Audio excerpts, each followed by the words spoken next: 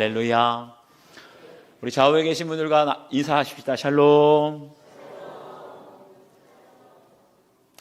네, 원래는 안녕하세요 미소를 지으면서 인사하려다가 보니까 항상 그러셔야 돼요. 우리가 이것이 사회적인 문제와 무관하지 않습니다. 그냥 인사하는 것이 아니라 마음으로부터 우러나오는 존경심, 마음에서 우러나오는 따뜻한 환대의 마음으로 인사하게 될 때 사회에 정말 닫혀있고 굳어져 있고 깨어져 있는 그러한 관계들이 하나씩 치유되고 회복이 될 줄 믿습니다. 여러분에게는 하나님의 나라가 어떤 곳입니까? 하나님의 나라는 단순히 우리가 죽은 후에 가는 것이 아니라 우리가 발붙여 살아가는 이 땅에서 이루어지고 이 땅에서 누려야 할 곳, 바로 하나님 나라인 줄 믿습니다. 하나님 나라를 생각하면 떠오르는 말씀이 있어요. 이사야서 11장 6절에서 8절을 보면 이리가 어린 양과 함께 살며 표범이 어린 염소와 함께 누우며 송아지와 어린 사자와 살진 짐승이 함께 있어 어린아이에게 끌리며 암소와 곰이 함께 먹으며 그것들의 새끼가 함께 엎드리며 사자가 소처럼 풀을 먹을 것이며 젖 먹는 아이가 독사의 구멍에서 장난하며 젖된 어린아이가 독사의 굴에 손을 넣을 것이라. 분명히 하나님의 나라는 이 땅 가운데 이루어지고 누리는 것이라고 했는데, 여러분, 어린 양과 사자가 함께 뒹구는 것 현실적으로 가능할까요? 분명히 서로 먹고 먹히는 원수지간 천적 관계인데 어떻게 현실에서 어린 양과 사자가 뒹굴고 그리고 어린아이가 독사굴에 손을 넣을 수 있을까? 가능한 방법이 하나예요. 나는 죽고 예수로 살며 우리가 사람을 바라보는 눈이, 시야가 거듭나게 될 때 우리가 도저히 넘어설 수 없을 것이라고 생각하는 유대인과 이방인의 장벽이 넘어지게 되어질 것이고, 한국인과 일본인 원수지간이잖아요. 우리의 눈이 거듭나게 될 때 한국 사람과 일본 사람의 장벽이 허물어지게 되고, 그렇게 될 때 손양원 목사님처럼 아들을 죽인 원수, 그 원수를 양자 삼는 그런 일들이 실제가 되는 줄 믿습니다. 여러분, 어린 양과 사자가 뛰노는 것이 어려울까요? 아니면 내 아들을 죽인 원수를 양자 삼는 것이 어려울까요? 바로 내 아들을 죽인, 가장 사랑하는 아들을 죽인 그 원수를 양자 삼는 것, 그것이 바로 사자와 어린 양이 함께 뛰노는 하나님의 나라의 역사인 줄 믿습니다. 어떻게 하면 이러한 하나님의 나라를 우리의 일상 가운데 누릴 수 있을까요? 오늘 주신 말씀, 내가 그들을 보내었느니라 라는 제목으로 함께 은혜를 나누겠습니다. 첫 번째, 하나님께서 하시는 일을 보게 됩니다. 9절과 20절 말씀을 함께 읽겠습니다. 시작. 이튿날 그들이 길을 가다가 그 성에 가까이 갔을 그때에 베드로가 기도하려고 지붕에 올라가니 그 시간은 제6시더라. 일어나 내려가 의심하지 말고 함께 가라. 내가 그들을 보내었느니라 하시니. 아멘. 여기 보니까 이튿날 그들이 길을 가다가 그 성에 가까이 갔을 그때에 라고 했는데, 그들은 바로 고넬료가 보낸 세 사람, 2명의 하인과 경건한 부하 한 사람이지요. 그 사람들이 가이사랴에서 50km나 떨어진 요빠까지 밤새도록 쉬지 않고 걸어갔을 때, 바로 그때 베드로가 기도하기 위해서 지붕에 올라갔다는 거예요. 그런데 이때까지만 하더라도 베드로는 자신을 찾기 위해서 멀리 가이사랴에서 누군가 찾아오고 있다는 걸 전혀 생각하지 못했어요. 까맣게 모른 채 그저 성령의 이끄심대로 갑자기 정오에 기도할 마음을 주셔서 지붕에 올라가서 기도했다는 거지요. 그런데 고넬료가 이 세 사람을 또 왜 보냈습니까? 그냥 보낸 것이 아니라 지난주 말씀을 보면 고넬료가 기도할 때 하나님의 사자가 나타나서 네가 지금 사람들을 요빠에 보내요? 베드로라 하는 시몬을 청하라. 그러니까 고넬료가 베드로 만나고 싶어서 사람을 보낸 것이 아니라 누가요? 하나님께서 베드로를 청하라 말씀하셨다는 거지요. 그래서 고넬료가 보낸 사람이 요빠에 도착할 그 시간에 성령께서 베드로의 마음을 감동감화시켜 주시고 환상을 보여주실 때에 어떻게 됐다고요? 3번씩이나 하나님께서 베드로에게 환상을 보여주셨다는 것입니다. 만약에 베드로가 하나님께서 보여주시는 이 환상, 3번씩이나 보여주시는 환상을 보지 않았다면 절대로 이방인이었던 고넬료의 집으로 가지 않았을 것입니다. 왜냐하면 그때까지만 하더라도 베드로에게 있어서 그리스도의 복음은 오직 하나님의 선민인 유대인만 누릴 수 있는 전유문이라고 생각했기 때문이에요. 그러니까 아무리 고넬료가 로마의 백부장이라 할지라도 이방인이기 때문에 그런 사람이 보낸 그 부하들이 아무리 멀리서 왔다 할지라도 그런 사람을 따라갈 이유가 전혀 없었던 것이지요. 유대인들은 이방인과 함께 어울리면 위법이라고 했기 때문에 따라갈 수가 없었어요. 그런데 정확하게 고넬료가 보낸 3사람이 도착하기 전에 베드로가 지붕에 올라가서 기도하다가 하나님의 환상을 보고 하나님의 음성을 듣게 됩니다. 그리고 마침 그때에 부하들이 도착했다는 거예요. 여러분 보세요. 고넬료가 기도할 때 환상 중에 하나님의 사자가 나타나서 말씀하신 것이나, 그리고 고넬료가 보낸 사람들이 정오의 요바에 정확하게 그 시간에 맞춰서 도착한 것이나, 그리고 그들이 도착할 즈음에 베드로가 기도하다가 환상을 본 것이나, 이 모든 사건들을 지금 누가 주관하고 계시지요? 하나님께서. 고넬료가 원한 것도 아니고 베드로가 계획한 것도 아니고 하나님께서 이 모든 사건의 배후에서 치밀하게 역사하고 계신 줄 믿습니다. 그러니까 우리 눈에 보기에는 모든 사건들이 별개의 사건처럼 우연히 보여져요. 고넬료가 갑자기 기도하다가 하나님의 사자가 나타난 것이나 그 부하들을 보낸 것이나, 그리고 갑자기 기도할 마음이 생겨서 베드로가 기도할 마음이 생겨서 지붕에 올라간 것, 별개처럼 보여지지만 하나님 보시기에는 어떤 사건도 우연이 없는 줄 믿습니다. 마치 모든 사건이 톱니바퀴처럼 한치의 오차도 없이 모든 사건이 정확하게 시간도 맞아떨어지고 그리고 순서가 정확하게 맞아떨어지고 있습니다. 이렇게 하나님께서는 시간을 정확하게 계산하시고 거기에 보낼 만한 사람을 정확하게 보내셔서 하나님의 일을 이루시는 줄 믿습니다. 그렇게 하나님의 때에 순서에 맞게 이루어지는 하나님의 일을 가리켜서 하나님의 경륜 혹은 하나님의 섭리라고 해요. 그래서 우리의 일상 속에서 우연이라고 생각하면 항상 두려움과 불안이 있는데, 우연이라고 생각했던 사건과 사람과의 만남을 통하여 하나님의 일이 이루어지는 경륜과 섭리를 바라보게 될 때 두려움과 불안이 아니라 평안과 기쁨을 누리는 하나님의 나라를 경험하게 될 줄 믿습니다. 그렇기 때문에 우리가 성령의 이끄심대로 순종하게 되면 우리의 일상의 어떤 사건도, 그것이 고난이든지 그것이 어떤 시련이든지 거기에 우연이 없습니다.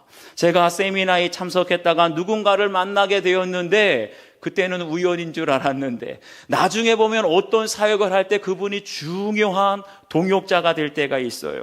서점에 갔다가 책 한 권을 읽는 것도, 심지어 기도하다가 누군가의 얼굴이 떠올라서 중보기도 하게 된 것도 우연이 없더라고요.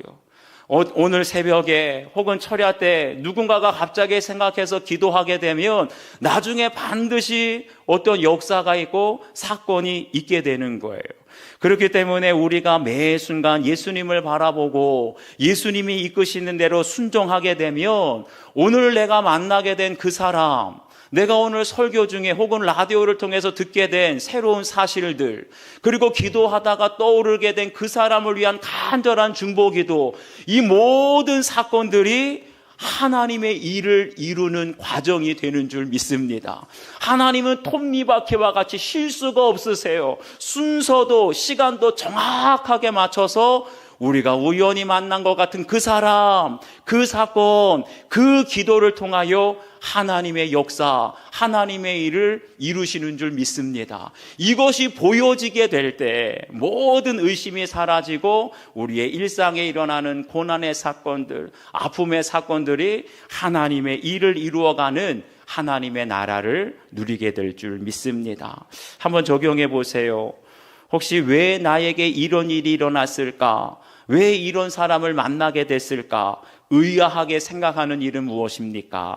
혹시 그런 사건이나 그런 사람과의 만남을 통해서 하나님의 일을 경험하신 적이 있습니까? 그냥 우연이라고 지나쳤는데 나중에 돌아보니까 그 만남과 사건을 통해서 하나님의 구원이, 하나님의 축복이 이루어진 사건이 있는지 한번 여러분 적용해 보시기를 바랍니다.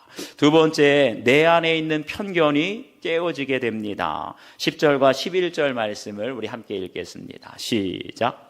그가 시장하여 먹고자 하매 사람들이 준비할 때에 황홀한 중에 하늘이 열리며 한 그릇이 내려오는 것을 보니 큰 보자기 같고 내 귀를 메어 땅에 드리웠더라. 아멘. 여기 보니까 그가 시장하여 먹고자 하매 사람들이 준비할 때에, 이때가 언제냐? 바로 정오였어요. 베드로가 기도하기 위해서 지붕에 올라가고 있는데 그때 밑에서 무두장의 시몬의 가족들은 음식을 준비하고 있었고, 근데 바로 기도하는 그 순간 베드로가 환상을 보게 됩니다. 하늘에서 큰 보자기 같은 그릇이 내려오는데 그 안에 땅에 있는 각종 네 발 가진 짐승과 기는 것과 공중에 나는 것들이 있었다고 했어요. 구체적으로 어떤 것인지는 알 수가 없는데 바로 이것들은 유대인들이 율법적으로 부정하다고 간주해서 유대인들은 도저히 먹을 수 없는 것들, 그런 짐승이 가득 있는 거예요. 그런데 그때 베드로에게 음성이 들리기를, 베드로야 일어나 잡아먹으라. 그러니까 율법적으로는 부정한 것인데, 먹을 수 없는 것인데, 베드로야 일어나 잡아먹으라. 그 음성이 들리니까 베드로가 뭐라고 대답하죠? 주여, 그럴 수 없나이다. 속되고 깨끗하지 아니한 것을 내가 결코 먹지 아니하였나이다. 여러분 보세요. 그 부정한 짐승들이었지만 잡아먹으라. 그 음성이 누구의 음성이었지요? 주여, 내가 그럴 수 없나이다. 베드로는 분명히 잡아먹으라는 음성이 주님의 말씀인 줄 알고 있었어요. 그럼에도 불구하고 뭐라고요? 그럴 수 없나이다. 여러분, 이게 우리의 모습은 아닙니까? 분명히 내 안에 주님의 말씀, 주님의 음성, 주님의 뜻인지 너무나 분명히 알고 있는데 내 생각이 꽉 차 있습니다. 내 안에 잘못된 편견이 꽉 차 있으면 아무리 주님이 잡아먹으라고 말씀하셔도 안 돼요. 절대 그럴 수 없습니다. 이렇게 대답하고 있지는 않습니까? 주님께서 용서하라고 하는데 주님, 절대 그 사람은 용서가 안 돼. 주님께서 사랑하라고 하시는데 주님, 그 사람만큼은 절대 사랑이 안 돼요. 그러자 주님께서 뭐라고 하시죠? 하나님께서 깨끗하게 하신 것을 네가 속되다 하지 말라. 여기서 보자기 같은 그릇에 있던 짐승들은 한마디로 이방인들을 상징하고 있습니다. 그 당시 베드로와 같은 유대인들에게 이방인들은 부정한 존재였어요. 더러운 사람들, 율법으로 보기에 죄 많이 지은 사람들. 그렇기 때문에 이 베드로가 보았던 환상의 의미는 무엇이냐? 한마디로 하나님께서 이스라엘을 죄에서 구원하신 것처럼 이방인들의 부정함과 죄를 내가 깨끗하게 씻어주었다. 그러니까 이방인 받아들이기를 꺼리지 말아라. 이런 뜻으로 말씀하신 거예요. 그런 것처럼 그 구체적인 사람이, 이방인이 누구를 가리키겠습니까? 바로 이달리아 부대의 백부장이었던 고넬료를 가리킵니다. 저희들이 지난주에 살펴봤던 것처럼 하나님은 이방인이었던 고넬료를 받아주셨어요. 그 기도가 하나님 앞에 상달되었다고 했어요. 그런데 그냥 받아주신 것이 아니라 그의 기도와 구제를 기억하신 바 기념비가 되었다는 거예요. 그런데 아무리 하나님께서 고넬료를 받아주시고 그를 인정해 주신다 할지라도 베드로는 고넬료를 받아들일 수 없다는 거예요. 하나님은 인정하셨는데, 기념비와 같이 인정해 주셨는데 저는 절대로 인정할 수가 없습니다. 왜요? 고넬료가 이방인이기 때문에 아무리 하나님이 받아주시고 칭찬해 주셔도 저는 그를 인정할 수 없습니다. 이게 바로 베드로의 편견이었어요. 여러분, 편견이 얼마나 무섭습니까? 주님께서는 분명 예루살렘에 있는 유대인들뿐만 아니라 사마리아와 땅끝까지 이르러 모든 민족, 모든 족속에게 복음 전하기를 원하시는데, 그런데 이 일이 누구 때문에 걸림돌이 됩니까? 오히려 앞장서야 할 예수님의 제자들, 그 중에서도 수제자라고 하는 베드로가 결정적으로 지금 걸림돌이 되고 있는 거예요. 심지어는 주님께서 이방인들 받아들여라, 그들을 잡아먹으라 말씀하시는데도 베드로의 마음속에 있는 편견, 이방인은 절대 구원받을 수 없다, 이방인은 절대 깨끗해질 수 없다, 이방인은 절대 사랑이 안 돼, 이런 편견 때문에 하나님의 구원을 모든 족속에게, 모든 백성에게 전파하기 원하는 하나님의 역사가 지금 막혀 있는 거예요. 그러니까 하나님의 역사는 능력이 없어서가 아니라 내 안에 있는 편견 때문에 여러분 가정에 하나님의 역사가 가로막혀 있다는 걸 아셔야 합니다. 문제는 이러한 편견이 베드로에게만 있는 것이 아니라 저희들 안에도 있다는 것이지요.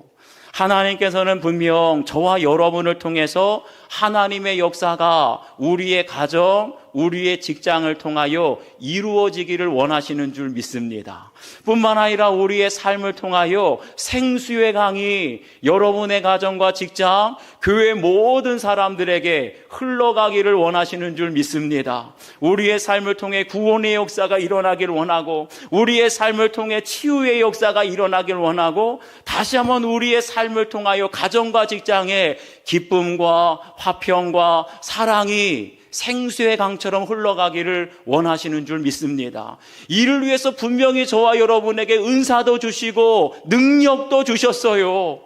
그런데 왜 생수의 강이 흐르지 않습니까? 내 안에 있는 편견 때문에. 저 사람은 절대 변할 수 없어. 저 사람은 절대, 저 사람의 죄는 용서받을 수가 없어. 저 사람은, 내가 다른 사람은 다 사랑해도 저 사람은 절대 사랑이 안 돼. 이러한 편견 때문에 하나님의 생수의 강이 혹시 우리의 가정과 직장에 막혀 있지는 않습니까?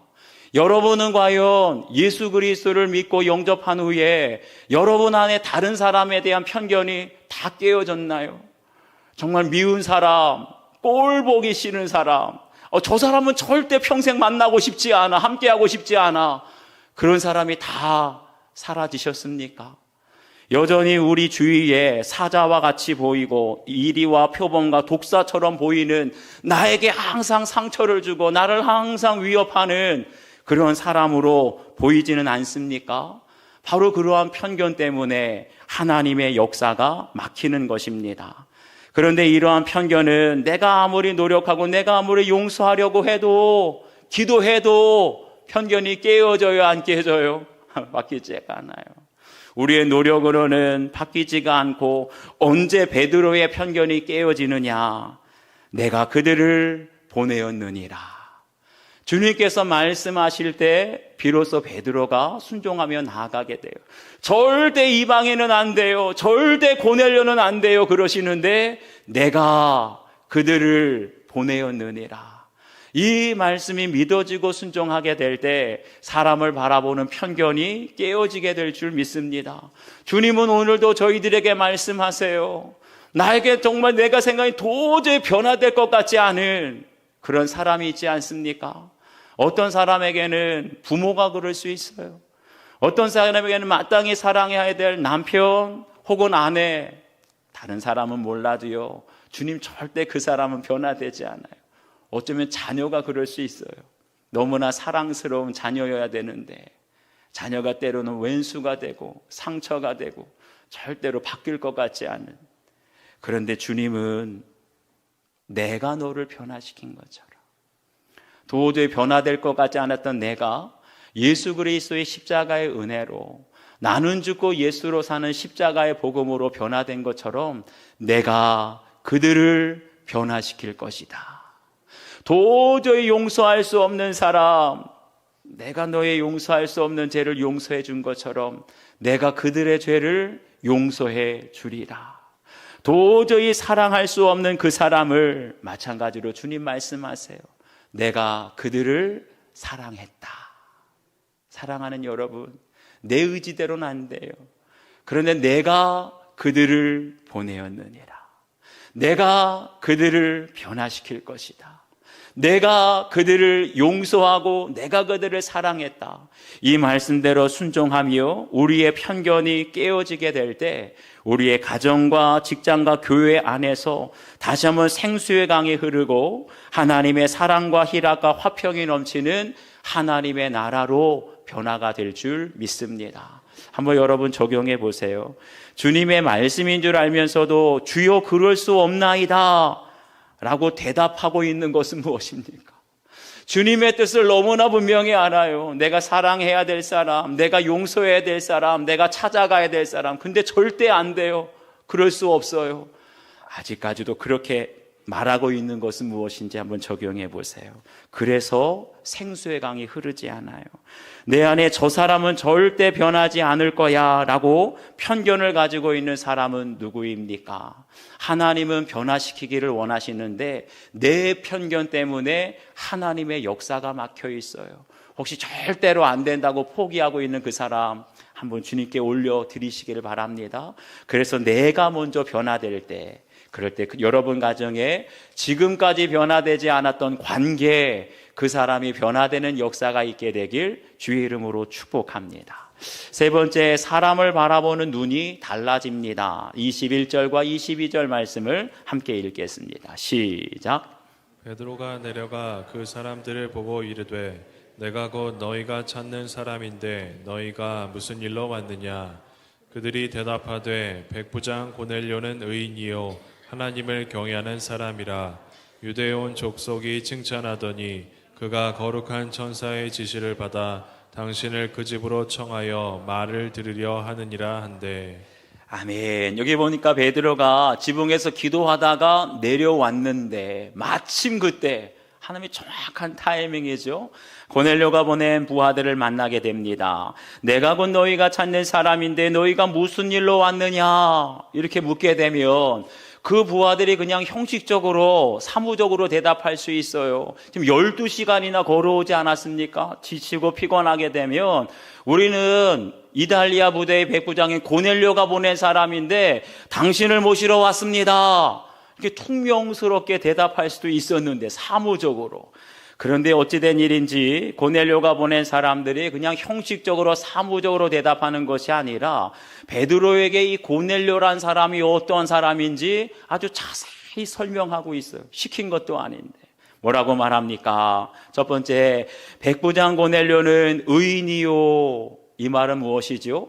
다른 로마 군인들은 그 식민지를 통치하게 되면 우리 일본 군인들처럼 우리나라를 그냥 억압하고 학대하고 돈을 빼앗고 부정축제할 수 있는데 고넬료는 그런 사람 아니라 법과 질서를 지키는 의로운 사람입니다 라고 소개해요. 두 번째, 고넬료는 하나님을 경외하는 사람이라. 이방인이라고 했지요. 로마 사람입니다. 그럼에도 불구하고 근무 시간에도 하나님께 기도하는 진정으로 하나님을 경외하는 신실한 사람입니다 라고 소개해요. 세 번째, 유대 온 족속이 칭찬하더니 라고 말합니다. 여러분, 고넬료는 로마 군대의 장교였지만 그가 피지배 민족인 유다 족속을 그냥 무시하고 짓밟는 것이 아니라, 그럼 욕을 먹었겠지요. 무시하고 짓밟는 것이 아니라 그들로, 유대인들로부터 칭찬받는 사람, 가난하고 어려운 사람들에게 구제를 많이 해서 피지배 민족인 유다 족속으로부터 칭찬과 존경을 받는 사람입니다. 그리고 네 번째는 뭐라 그래요? 그가 거룩한 천사의 지시를 받았다. 그러니까 고넬료는 이방인이었는데도 불구하고 어때요? 거룩한 천사의 말씀, 음성을 들었다는 거예요. 우리들도 하나님의 음성을, 우리들도 천사의 음성을 듣지 못하고 있는데 고넬료가 이방인임에도 불구하고 천사의 음성을 들었다는 건 그만큼 영성이 깊은 사람이라는 걸 말해주지 않겠습니까?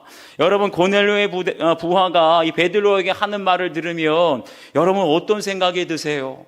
정말 그 부하들이 상관이었던 고넬료를 마음으로부터 존경하고 신뢰하고 있다는 것이 우리 마음에 전해지지 않습니까? 이 사람들은 가정과 부대에서 늘 하루 24시간 같이 생활하는 사람이에요. 일거수일투족을 다 보면서 가장 잘하는 최측근 중에 측근들이 아니겠습니까? 그런데 보세요. 아무리 고넬료가 훌륭하고 믿음이 좋은 사람이라도 고넬료도 사람인데, 우리와 성정이 같은 사람인데 실수하지 않았을까요? 그에게는 흠이었고 그에게는 여러 가지 결점이 없었겠습니까? 당연히 고넬료에게도 있었을 거예요. 호통칠 때도 있고 큰 소리로 혼내면서 잘못을 지적하고, 고넬료의 말과 행동 때문에 하인들과 부하들이 상처를 받고 불평과 원망이 많을 수도 있었겠지요. 그런데 보세요. 그 고넬료의 사람들이 베드로에게 말하는 것을 보면 어디에도 불평하거나 흠을 잡거나 부정적으로 말하는 게 있어요, 없어요? 찾을 수가 없어요. 바로 이것이 경건한 사람의 모습인 줄 믿습니다. 지난주에 그 부하들을 가리켜서 경건한 사람이라 그랬어요. 여러분, 경건한 사람이 어떤 사람입니까? 경건한 목소리, 경건한 발걸음뿐만 아니라 경건한 사람은 다른 사람에 대한 편견이 깨어지고, 그래서 다른 사람을 바라보는 눈이 거듭난 사람, 새롭게 바라보는 사람이 경건한 사람인 줄 믿습니다. 우리가 나는 죽고 예수로 살며 다른 사람을 바라보는 편견이 깨어지고 그 눈이 거듭나게 될 때, 새로워지게 될 때 이전에 알지 못했던 부분들이 새롭게 보여지는 거예요. 우리가 바라보는 눈이 거듭나게 되면 예전에는 흠집과 실수가 먼저 보였는데 우리의 눈이 거듭나게 될 때 장점이 먼저 보이고 부정적인 모습보다는 긍정적인 모습, 아름다운 모습이 먼저 보여지게 될 줄 믿습니다. 여러분들은 어떠신가요? 여러분들은 교회에서 성도들을 보고 가족들을 보면 실수가 먼저 보이고 부정적인 흠이 먼저 보입니까? 아니면 칭찬할 부분, 격려할 부분, 장점이 먼저 보이십니까? 간절히 바라기는 저와 여러분이 사람들을 바라보는 눈이 예수 그리스도 안에 거듭나게 되길 주의 이름으로 축복합니다. 그래서 지금까지는 항상 부모님만 보면 사자처럼 무섭고 가족들을 보면 다 독사처럼 나를 해칠 것만 같이 보였는데, 우리가 사람들을 바라보는 눈이 거듭나게 될 때 이제는 미워하고 무서워서 도망다니고 의심하는 것이 아니라 사랑하고 신뢰하는 하나님 나라의 가족처럼 거듭나게 될 줄 믿습니다. 그럴 때 원수도 양자 삼는 역사가, 사자와 어린 양이 함께 뒹구는 역사가 여러분의 가정과 직장에서 일어나게 될 줄 믿습니다. 사업 실패 후에 아버지와 어색한 동행을 하며 관계가 많이 회복되었다는 한 성도님의 큐티인 간증입니다. 제가 어릴 적에 아버지의 잦은 폭언과 폭행으로 저희 집은 조용할 날이 없었습니다. 상처가 많았다는 거지요. 저는 그런 아버지를 미워하고 무서워하면서 늘 피해 다녔고 아버지와 제대로 대화를 나눈 적이 없었습니다. 한마디로 아버지는 사자, 아들은 어린 양이었죠. 도저히 하나 될 수가 없어요. 그런데 몇 년 전 사업과 주식 투자 실패로 절박한 상황이 되자 자존심을 버리고 아버지의 운전기사로 일하게 되었습니다. 이게 나는 죽고 예수로 살게 된 거예요. 도저히 아버지와 함께 일할 수 없었는데 내가 죽은 것이죠. 처음에는 좁은 차 안에서 아버지와 같이 있는 게 너무 불편해서 참기가 힘들었는데 공동체의 권면으로 아버지와의 어색한 동행을 계속하게 되었습니다. 차 안에서 함께 라디오 사연을 들으며 같이 웃기도 하고 난생 처음으로 그랬대요. 제 아이들의 이야기로 아버지와 많은 대화를 나누면서 전에는 몰랐던 아버지에 대해서 새롭게 알게 되었습니다. 그러니까 아버지는 항상 큰 소리치고 아버지는 항상 화내고 무서운 아버지인 줄만 알았는데 막상 차 안에서 대화를 나누다 보니 다정다감하고 사랑하는 아버지의 모습을, 그러니까 편견이 깨어지게 된 것이요. 그러다 문득 지금 아버지와 함께하는 이 시간을 하나님이 오래전부터 계획하신 건 아닐까 하는 생각이 들었습니다. 그러니까 사업 실패와 우연이 아니라 하나님의 경륜을, 하나님의 섭리인 것을 깨닫게 되었다는 거지요. 요즘은 예전에 비해 아버지와의 관계가 많이 회복이 되어 출근길이 편안하고 즐겁습니다. 여러분, 이게 뭐겠어요? 이게 바로 하나님의 나라 아니겠습니까? 무엇이 달라졌지요? 아버지는 달라진 거 아무것도 없어요. 사업 실패한 거 달라진 거 아무것도 없어요. 누가 달라졌습니까? 이 아들이 나는 죽고 예수로 살며 내가 그들을 보내었느니라 말씀대로 순종하면서 계속 기사로 하게 되고 아버지랑 대화를 나누게 되니까 내 눈이 변화되니까 아버지가 미워하는 원수가 아니라 사자가 아니라 다정다감한 새로운 모습으로 바라보게 되고 부자지간의 관계가 회복이 된 줄 믿습니다. 한번 여러분 가정에도 여러분 직장에도 이렇게 원수 같은 도저히 변할 것 같지 않은 관계는 누군지 한번 적용해 보세요. 다른 사람을 볼 때 흠과 결점이 크게 보입니까? 장점과 긍정적인 면이 크게 보입니까? 사람을 바라보는 눈이 거듭나서 관계를 회복해야 할 사람, 도저히 이 사람처럼 아버지를 그냥 계속해서 미워하고 싫어하고 무서워하는 그러한 관계가 먼저 내 눈이 거듭나서 바뀌어야 될 관계는 무엇인지 여러분 한번 적용해 보시기를 바랍니다.